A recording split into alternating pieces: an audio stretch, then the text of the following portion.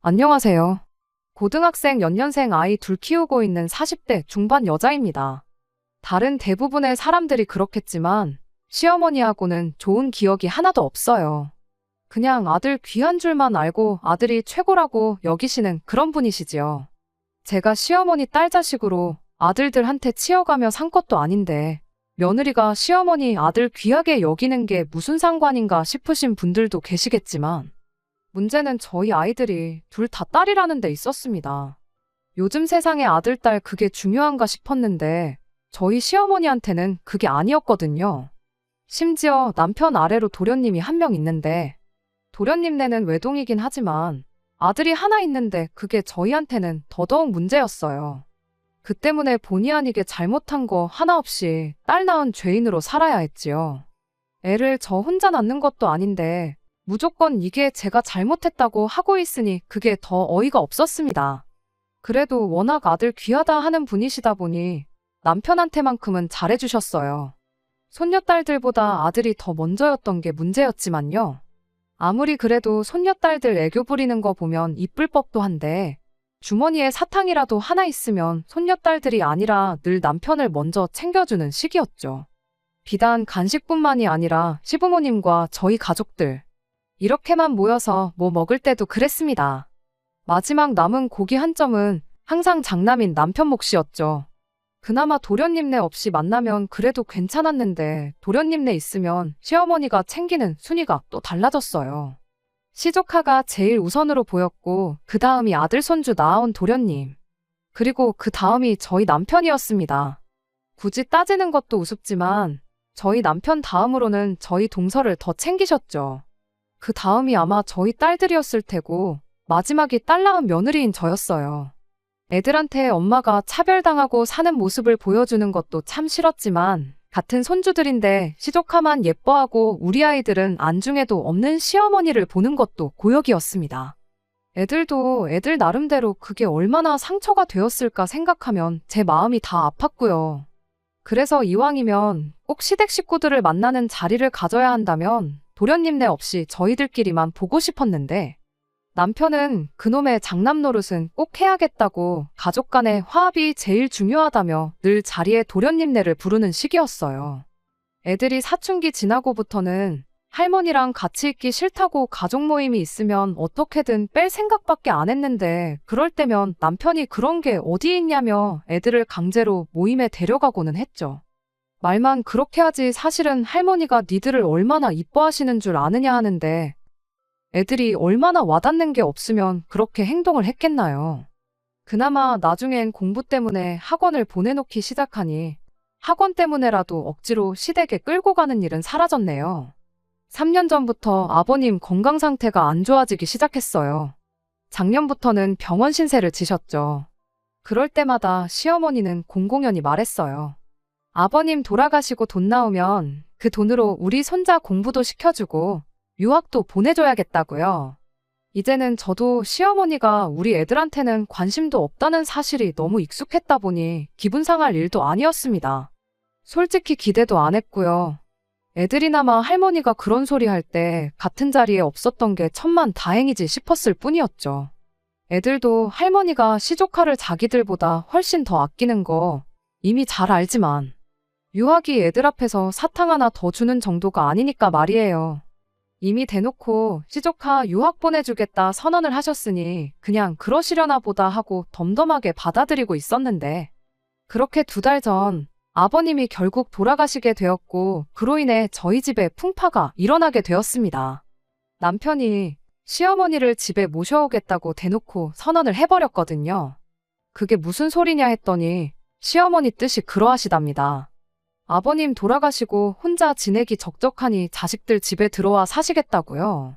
100번 양보해서 저도 노년기 우울증이 얼마나 위험한지 어디서 들어가지고 알고 있었다 보니 어머님이 아버님 돌아가신 허전함에 많이 외로우실 수도 있겠다 그렇게 생각은 들었어요. 하지만 이건 경우가 아니다 싶었죠. 아무리 남편이 장남이라고 하지만 장남이라고 해서 딱히 도련님하고 비교했을 때 뭐라도 더 하나 해주신 적 없으셨고 그 후로 도련님이 결혼해서 시조카 태어나고부터는 그나마도 두 아들 차별 없이 비슷하게 해주시던 게 사라지고 거의 모든 걸 도련님네에 올인하셨거든요. 어디 그뿐인가요? 바로 얼마 전까지도 아버님 돌아가시고 나서 나오는 돈으로 시조카 유학이니 어쩌니 하면서 그 돈까지도 전부 도련님네 쪽에 퍼줄 계획을 가지고 계신데, 자식들 집에 합가하시는 건 오케이지만 한다면 저희 집이 아니라 당연히 도련님네 집으로 들어가야 하는 거 아니겠어요?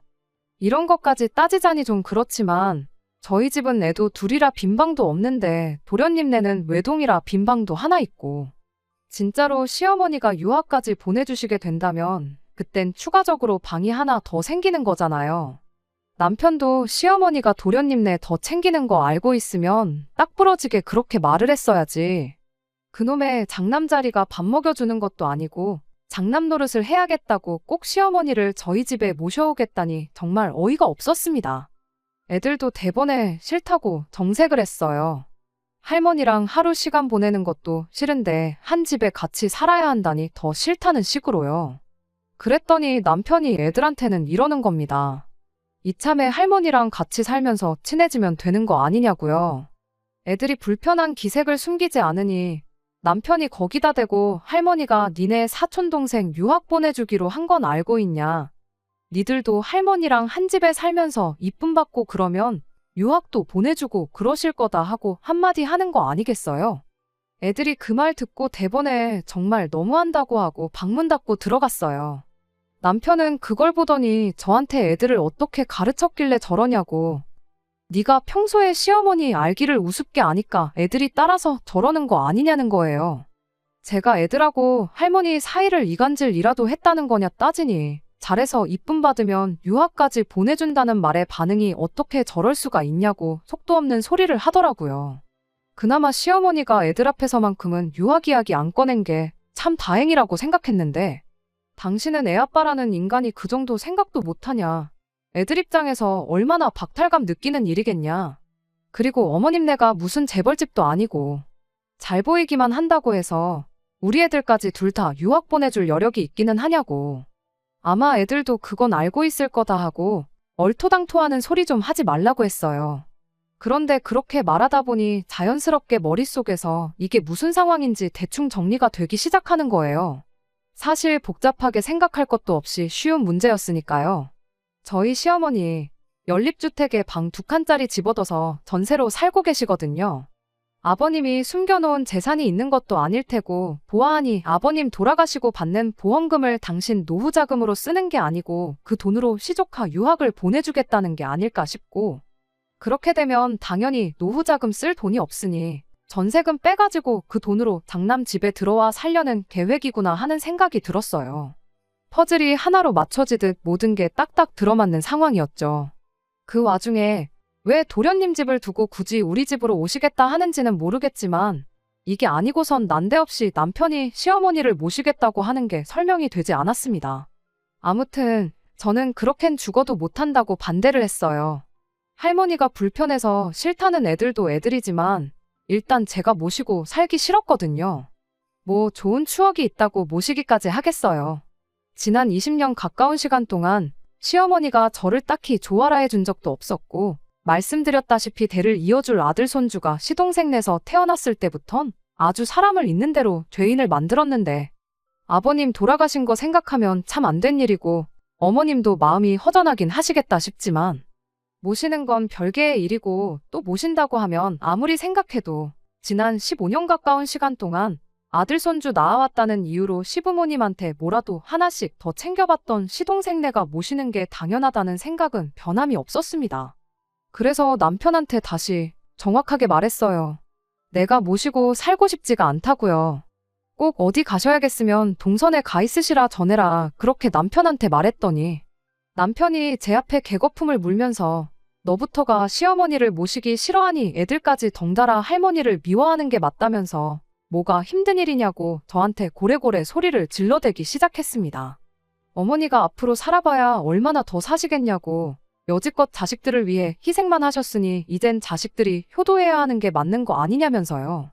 어머니가 어디 아프셔서 병수발을 들어야 하는 것도 아니지 않냐. 그냥 밥 차릴 때 밥 한 공기 더 뜨고 숟가락, 젓가락 하나 더 올리면 되는 거고. 빨래도 3, 4일에 한 번씩 몰아서 하는데 온 가족 세탁물 한 대 모아다 세탁하는 건데 어려울 게 뭐가 있냐는 거예요. 막말로 제가 전업주부였다면 그 말에 듣는 흉내라도 내줬을 텐데 똑같이 맞벌이하는 입장에 집안일도 육아도 그동안 거의 저 혼자 다 했는데 집에 입 하나 더 생기는 거지. 크게 달라지는 건 없지 않냐는 식으로 말하는 남편을 보니 어이가 없어서 말도 똑바로 나오지 않았어요. 그렇게 쉬운 거면 도련님네가 모셔도 되는 거 아니냐고, 그동안 우리가 시어머니한테 뭐 하나 제대로 받은 것도 없고 대접받은 것도 없는데 왜 그렇게 모시지 못해 안달이 났느냐고 따졌습니다. 그런데 그제서야 남편이 눈물까지 보이면서 바로 그게 이유라며 자기가 그렇게 시어머니를 모시고 살고 싶어하는 그 이유를 말해왔어요. 지난 과거 저희가 결혼하기 전에도 남편이 알게 모르게 시어머니한테서 도련님과 차별을 받아왔었답니다. 그 와중에 또 둘째가 외탁이라고 해서 둘째를 좀 더 편애를 하셨나 봐요. 그게 또 남편 어린 마음에는 나름 상처 아닌 상처였다고 해요. 그러다 알고 계신 대로 시동생네가 결혼을 하고 아이를 낳고 하면서 우리는 안겨드리지 못한 아들 손주까지 안겨드리자 그 후로는 아예 자기는 시어머니로부터 완전히 아웃이 되었다나요. 자기도 속이 없는 게 아닌데 어머니가 우리 애들 조카랑 두고 차별하면 얼마나 마음이 아팠는 줄 아느냐 하면서 찔찔 짜고 있는 겁니다. 그렇게 잘 알고 있으면 그럼 더더욱이 시어머니가 우리 집이 아니라 도련님네로 가야 하는 거 아니냐고 했어요. 당신 또한 좋은 추억이 없다면서 왜 굳이 시어머니를 우리 집으로 모시자고 고집을 부리는 거냐고 따졌더니 그 말에 남편이 한다는 소리가 이 기회가 어떻게 보면 어머니 생각을 고쳐먹게 만들어줄 마지막 기회나 마찬가지라는 겁니다. 그러니까 아버님이 돌아가시고 정서적으로나 경제적으로 힘들어하실 시어머니를 선뜻 우리 집에 모셔오면 시어머니도 그동안 너무 둘째네만 챙겨주고 편애했던 걸 조금은 후회하고 생각을 고쳐먹지 않으시겠냐는 거예요. 진짜 진정한 효자 자식은 여기 이렇게 따로 있었는데 그것도 몰라보고 애먼 집에 사랑을 쏟고 있었나, 분명히 지난 세월을 후회하실 게 아니겠냐는 거죠. 자기도 같은 아들로서 인정받고 싶다고 어떻게 보면 이게 마지막 기회라고 부탁 좀 한다는 겁니다. 애들 유학도 그렇대요.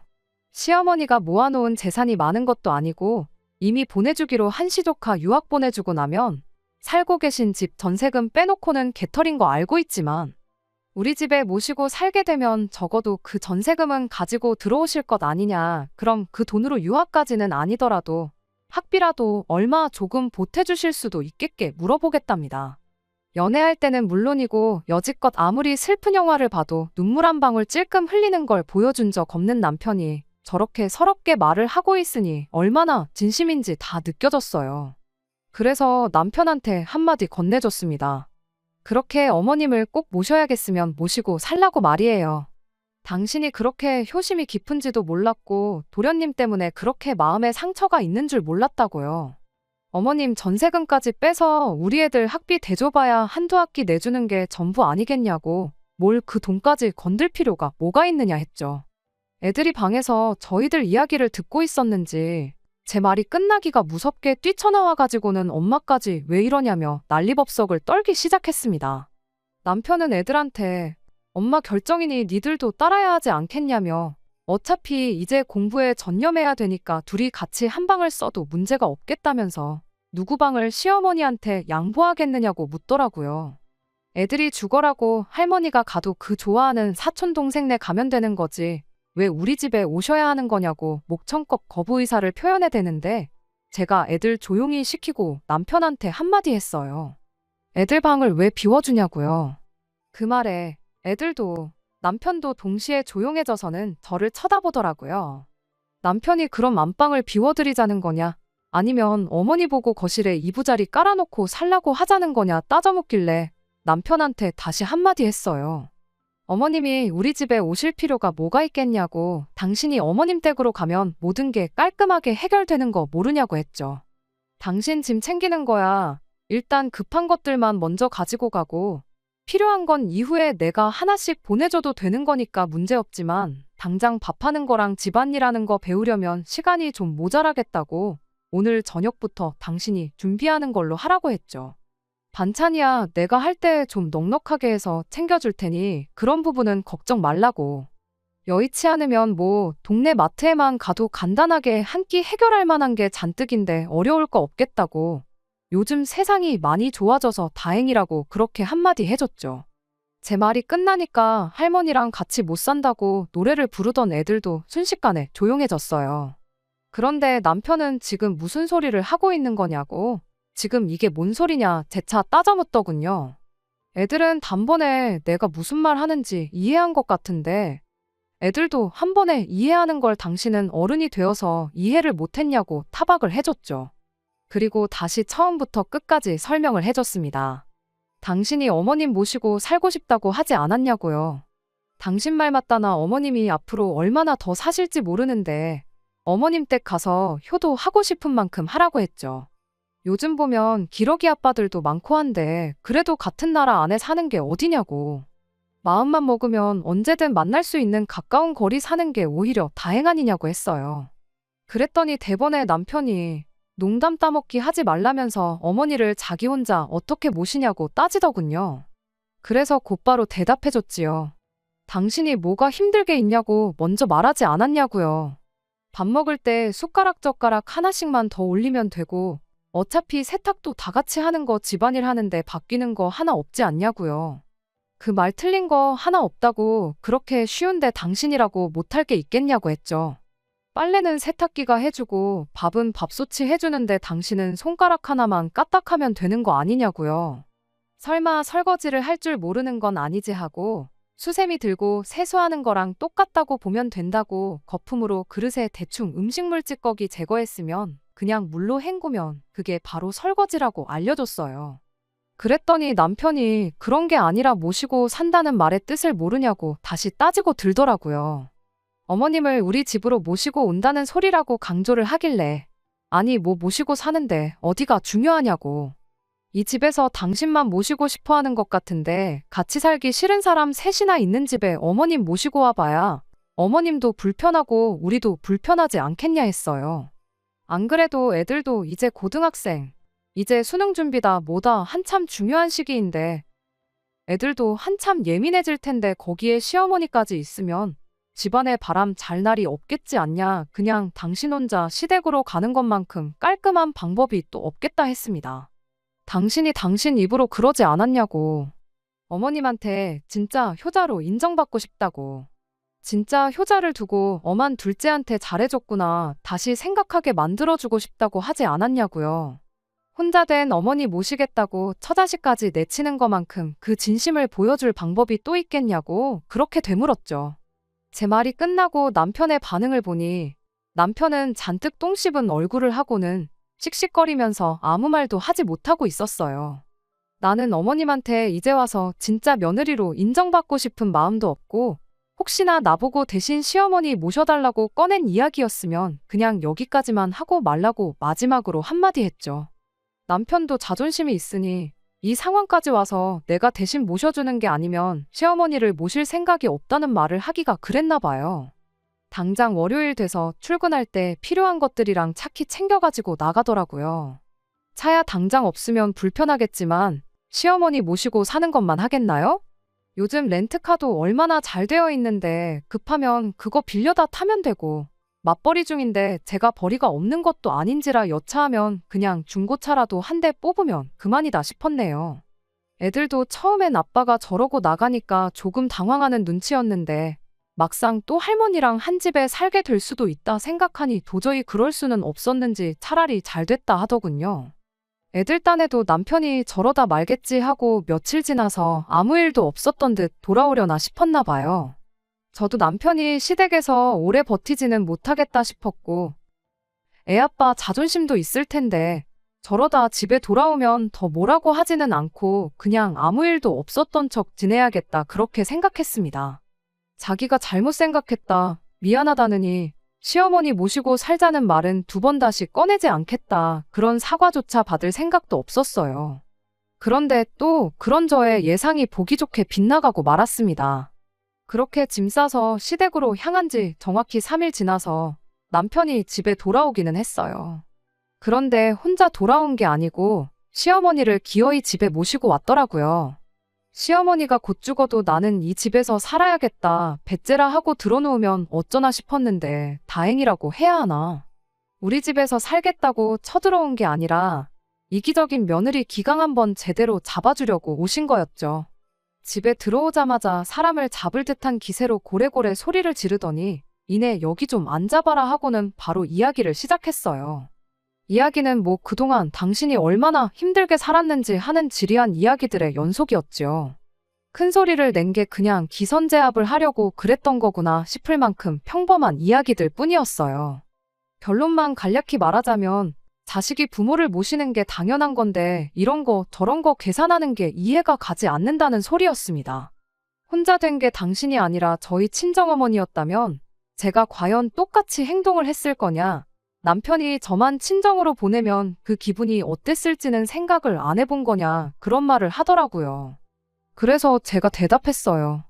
친정어머니가 같은 상황이었다고 해도 저는 집에 모셔오지 않았을 거라고요. 아니, 애초에 모신다고 해도 친정어머니셨으면 싫다고 거절하셨을 것 같다고 그렇게 대답을 했죠. 시어머니는 그건 순전히 네 혼자만의 생각이지 않냐며 제가 그냥 당신을 모시기 싫으니까 말을 지어내는 거라고 끝까지 고집을 부리시더군요. 그래서 만에 하나 친정어머니가 혼자 지내는 게 외롭고 힘드셔서 꼭 누군가 옆에 있어줘야 하는 상황이라면 그러면 저는 집에 모시자고 하지 않고 저 혼자라도 친정에 가서 지냈을 것이라 대답했습니다. 애들도 이제 인생에 있어서 정말 중요할 때인데 괜한 걸로 신경 쓰이는 일 만들어서 공부하는데 지장을 주고 싶지 않은 이유도 있다, 그렇게 한마디 했죠. 시어머니가 거기서 만약에 그러면 애들 대학 가고 나서 그 후에 합가를 하는 건 어떻겠냐고 역으로 제안을 해오셨다면 여전히 싫은 건 싫은 거지만 아마 다시 생각은 해보겠다 말하고 좋게 좋게 상황을 넘겼을 수도 있었을 거예요. 하지만 시어머니는 그런 제 말에 이런 식으로 대응을 하시더군요. 여자애들 대학 보내서 뭐에 써먹냐고 말이죠. 여자 인생 뒤움박 팔자라는 말도 못 들어봤냐고. 시집만 잘 보내면 됐지 뭐하러 돈 아깝게 공부를 시키냐는 거예요. 기껏 비싼 돈 들여서 공부시켜봐야 아무 소용없다고 대학 졸업시키고 취직시켜서 몇 년이나 더 네 품에 있을 것 같냐는 겁니다. 시집가면 남의 집 사람 되는 건데 공부시켜봐야 남 좋은 일 시키는 거라고요. 공부시킬 돈 있으면 그 돈으로 성형이나 시켜서 돈 많은 남자한테 시집이나 보내라고 그 편이 니들 노후에도 더 좋을 거다 하면서 이야기를 하는데 그 말을 들으니 어이가 없는 것도 없는 거지만 너무 화가 나서 참을 수가 없었습니다. 그 와중에 아빠라고 있는 게 아무리 자기 어머니라도 그렇지 자기 자식들을 그런 취급하면서 악담이나 마찬가지인 소리를 늘어놓고 있는데 아무 말도 안 하고 옆에 있는 게 그렇게 꼴보기 싫을 수가 없었어요. 그 말을 들으니 더더욱이 이분을 아무리 내 시어머니라고 해도 내 집에 모시고 살고 싶은 생각이 싹 사라졌어요. 그간 우리 아이들 차별하고 그런 것부터 해서 제가 당해온 취급까지 지난날에 서운했던 것들이 한순간에 머릿속을 지나가는데 한마디 하지 않을 수가 없었죠. 열받은 만큼 제 말투도 굉장히 날카로워졌어요. 합가 강요가 이혼 사유인 건 혹시 알고 계시냐고. 어머니 모시고 살고 싶다는 효자아들 품에 보내드렸는데 뭐가 문제라서 이렇게 집까지 찾아오셔서 봉양을 강요하시냐고요. 막말로 저한테 뭐 하나 잘해주신 적 없는데 그렇게 지난 세월 싸고 돌던 아들 손주 낳아온 동서애가 있는데 왜 합가는 우리 집에서 하려고 하시냐. 일 없으니까 그만 물어보시고 장남하고 같이 살기 싫으시면 남편도 도로 여기 보내시고 그냥 혼자서 지내시라고 강하게 한마디 해버렸습니다. 시어머니 반응은 뭐 말할 것도 없었지요. 제가 이혼하겠다고 먼저 말을 꺼낸 것도 아닌데 지금 이혼을 걸고 시어미를 협박하는 거냐 하면서 노발대발 난리도 아니었어요. 내가 너한테 잘해준 게 없긴 왜 없냐면서 아들도 못 낳아오는 거 맏며느리라고 대우해줬건만 은혜도 모르고 배은망덕하게 시어미를 가르치려 든다면서 말 잘했다고 어디 너 하나만 며느리냐고 합가는 둘째네 가서 할 테니 니들은 앞으로 평생 내 도움 하나 받을 생각 말라고 고래고래 소리를 치셨어요. 더 이상 저도 언성이 높아지는 상황을 원치 않았지만 그때는 저도 감정이 격해져서 그랬나 연을 끊을 때는 끊더라도 그동안 서운했던 제 마음이나마 알고 끊으시라는 생각에 한마디 더 했습니다. 아들 손주 챙겨준다고 동선에만 챙겨주셨지 평생 저희한테 뭐 하나 해주신 거 없으시지 않냐고요. 여지껏 도움받은 거 하나 없는데 앞으로 무슨 도움을 원하겠냐고 그렇게 말이죠. 그랬더니 시어머니가 기어이 인연이 끝장을 보려고 하는구나 하면서 남편한테 그냥 이혼하라고 한마디 하는 겁니다. 이런 배은망덕한 걸 맏며느리라고 데리고 살아준 당신이 바보천치였다고 당신 도움은 물론이고 이제 남편 도움도 못 받을 줄 알라면서요.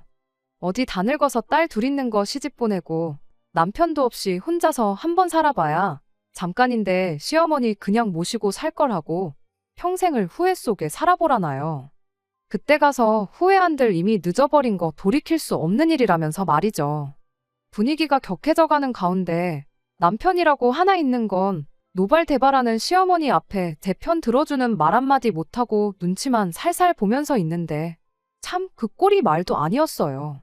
표정은 괜히 시어머니를 여기 끌고 왔다는 표정을 하고 있기는 했는데 시어머니가 제 앞에 온갖 육두문자를 뱉어가며 욕을 하고 있는데도 그만하라 말 한마디 못하고 있는 게 이건 모합가 때문에 이혼하는 게 아니라 저런 걸 남편으로 두고 살았던 게 후회가 돼서라도 이혼은 꼭 해야겠다 싶더라니까요. 결국 남편은 시어머니를 모시고 집에 돌아갔어요. 애들이 그나마 학원에 가 있어서 그 꼴을 못 본 게 천만 다행이구나 싶었습니다.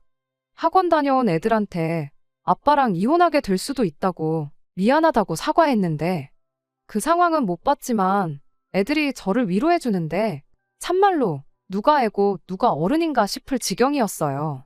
이혼은 뭐 어려울 것도 없었어요. 그렇게 돌아간 시어머니가 자발적으로 이혼 서류까지 다 알아봐 주시고 그랬거든요. 결혼할 때 남편이 좀 더 해오긴 했지만 여지껏 맞벌이하면서 육아에 살림까지 다 도맡아 했다 보니 의외로 재산 분할은 반반씩 나눠올 수 있었어요. 얼마 남지도 않았지만 애들 19살 될 때까지 양육비도 받기로 했고요. 네가 안 모시면 둘째네 가서 살겠다시다더니 숙려기간 끝나고 마지막 서류 제출하러 가는 동안까지 남편은 시어머니 집에서 둘이서 같이 살고 있었습니다. 일이 어떻게 돌아가고 있던 건지 딱히 궁금하지도 않았고 결국엔 합가 문제로 이혼까지 결정한 남편이 어떻게 지내는지 제가 알 바도 아니라 신경도 안 쓰고 그렇게 살았어요. 그런데 이혼까지 끝나 완전히 갈라선 지 2달도 안 된 시점인 얼마 전 집에 남편이 찾아왔어요. 말은 애들 보고 싶어 왔다고 하는데 집에 갈 시간이 넘었는데도 애들한테 아빠가 좀 더 있으면 좋겠지 않냐느니 저한테는 자고 가면 안 되냐느니 하면서 질척대는 거예요. 똥마려운 강아지 마냥 무슨 말을 하고 싶은데 못하고 있는 게 너무 티가 나서 할 말 있으면 해보라고 말했죠. 그제서야 남편이 어떤 상황인지 말을 해주더군요. 일단 제 앞에 큰 소리 친 대로 시동생 내에 합가를 할 생각이었다나 봐요. 시어머니가 해준 게 워낙에 많아서 그런지 합가하자는 말에 선뜻 그렇게 하겠다고 나왔었나 보고요. 그런데 이제 시동생 입장에서는 남편이 조금 부담스럽긴 했는가 봅니다. 그런데 시어머니 고집에 그날 저한테 이혼당해서 평생 후회하면서 살라고 그렇게 고래고래 소리를 질러댔는데 이제 와서 둘째네 합가하겠다고 남편을 저한테 다시 보내는 게 조금 자존심이 상했었나 봐요. 남편도 혼자 살아야 되면 굳이 이혼까지 할 필요가 없었던 거니 난감한 상황이었고요.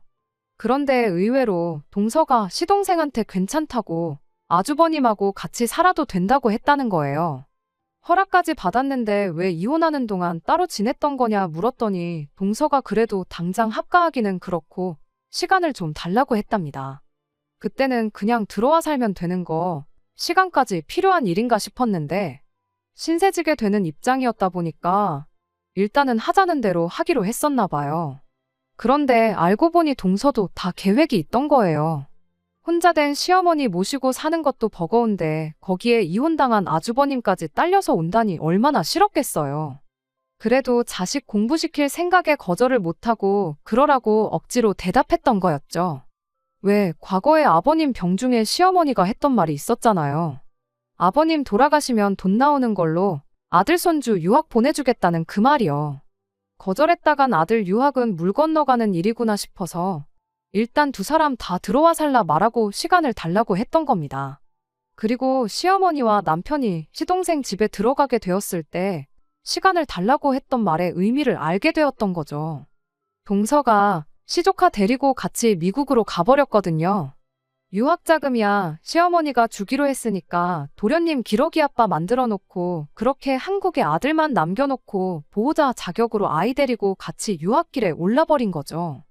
귀하디 귀한 아들 손주 미래를 위한 일인데 거기다 대고 동서한테 당장 집에 돌아오지 않으면 애 유학도 없던 일이다 말도 꺼낼 수 없었다 보니 속수무책으로 동서의 계획에 당해버리고 말았던 거예요. 말년에 며느리 효도받으면서 편한 노후를 계획했던 시어머니는 졸지에 이혼당한 아들 하나, 기러기 아빠 된 아들 하나, 두 아들을 다시 품에 끼고 살게 돼버린 거죠. 애가 아직 중학생이니 대학교까지 생각하면 못해도 거의 10년은 더 있어야 할 텐데. 솔직히 그때 가서 동서가 한국 돌아와서 시어머니를 모시고 살지도 모르는 일이었죠. 거기까지도 까마득한데 미국에서 애 10년 공부시키는 돈이 또 보통 많이 드는 일인가요? 시어머니가 해주기로 하긴 했지만 솔직히 아버님 보험금 나온 거 가지고는 택도 없는 액수였죠. 전세금까지 뺀다고 한들 1년치 학비랑 생활비 하고 나면 남는 것도 없을 텐데요. 그런데 그 와중에 시어머니가 남편한테 그랬답니다. 우리 애들 양육비 주는 거 끝나고 나면 시조카 유학비용도 같이 대라고요. 그리고 그때 돼서야 남편이 정신을 차렸나 봐요.